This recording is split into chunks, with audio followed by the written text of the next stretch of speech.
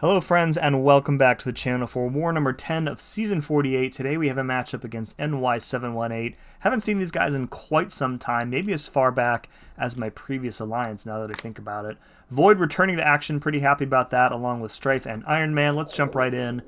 We are starting off today on path number 2 in section 1, and first up we have a RINTRAH here on node number 2 with drip feed and roll with the punches and shatter. Going to be using Void here, popping an advanced power boost just because I felt like taking a gamble on getting a Petrify up right away, because the most important thing in this fight is really to control RINTRAH's power gain. And to that end, the more Petrifies you get up sooner, the better off you're going to be. So we didn't get lucky with the advanced power boost, but we did get lucky with the first natural debuff. So we have already got somewhat of a lid on the power gain in this fight. Heavy countering all of his special ones, avoiding pushing him to the special 2 if we can, and the heavy countering is going to keep his mystical charges as low as possible. And then always when you fight RINTRAH, you want to keep him as far away from his wall as possible, because bad things happen when you push him to his wall. We have our second Petrify up here, so now the power gain is completely on lockdown. Don't have to worry about him gaining any power from neutralizing those placebo buffs from drip feed, and now this becomes much easier of a fight, and we can just kind of continue to play it as normally here. So you can see he's losing power now because we are reversing his power gain. I think I strike your intercept here, but he dexes out of the way and blocks it somehow. I don't know what's up with that. I don't remember champions or defenders rather being able to do that previously, so maybe that's a new feature in this month's update. Who knows? We've done a pretty good job of maintaining our health in this fight, and RINTRAH goes down very easily. All right, moving on, we have a Black Widow on node 11. Black Widow is a tactic defender here, so we're going to be using Stryfe. The nodes here really don't do much of anything. We're just trying to get her to back up and hold block so that we can start building up our prowess by hitting into her block. Take a combo there on a reverse intercept, I think it was, so that's unfortunate. We also want to push her to the special 2 as much as possible.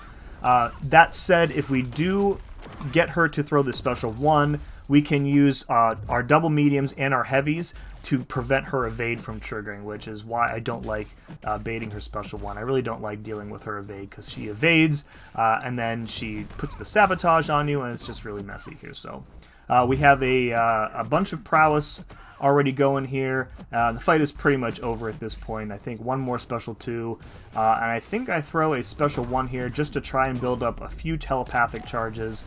I don't think it's really enough to bank any of them, so we probably just could have done basic hits there just as easily. Alright, up in section 2, we're on path 6. We have an Agent Venom. He is also tactic this season. We're going to play this fight pretty much the same way. Again, the nodes here don't really do anything. There is energy resistance, and I kind of didn't really think about this interaction going in. So since Stryfe applies shocks with his special 1, I should have stuck only to the special 2 in this fight, because applying a shock to him is going to give him a bunch of energy resistance, and that's really going to just lengthen the fight artificially. So I really should have pushed myself to the special 2 here. You can see the shocks are not really doing like a lot of damage. Blocking the special 1, not dexing out of it. We don't want to trigger additional indestructibles if we can avoid it, even though we have like plenty of prowess to deal with here. It's not really going to be a problem. And then I think if we push into the special 2, we can just parry the little bomb that he throws too. That's not really a problem either. I still haven't figured out not to throw the special 1. I think I do here, and I'm hoping the special 2 ends the fight, but unfortunately the energy resistance really mitigates a lot of the damage from that special attack, because I think most of it is energy based. So we parried the bomb there, and then one more basic combo finishes that fight. Nothing too difficult there. Alright, next up we have a DANI MOONSTAR on 33. Again, nothing really going on here because we're not going to be playing into the modes. We're just going to be playing this node straight up with Iron Man. Going to try and not push her to the special 2 if possible, which is how I usually play DANI. That being said, I do find myself with some newfound confidence when it comes to her special 2. And you're going to see, like, I get really tired of waiting for her to throw her special 1 at some point in this fight, and we just go ahead and push her to the special 2.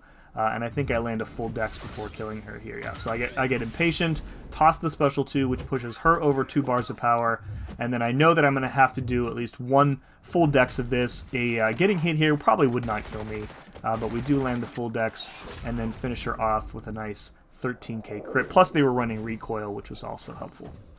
Alright, last fight of the war for me is our old friend Thing, the only science tactic defender, and we're going in here with the only science tactic attacker. So there is a frightening amount of regen in this fight. Good thing we have one of the best, if not the best, hero reversal champs in the game. And there's no Indomitable on this node either. So our primary goal in this fight is to make sure that we have enough prowess to keep the indestructible passives off of Thing.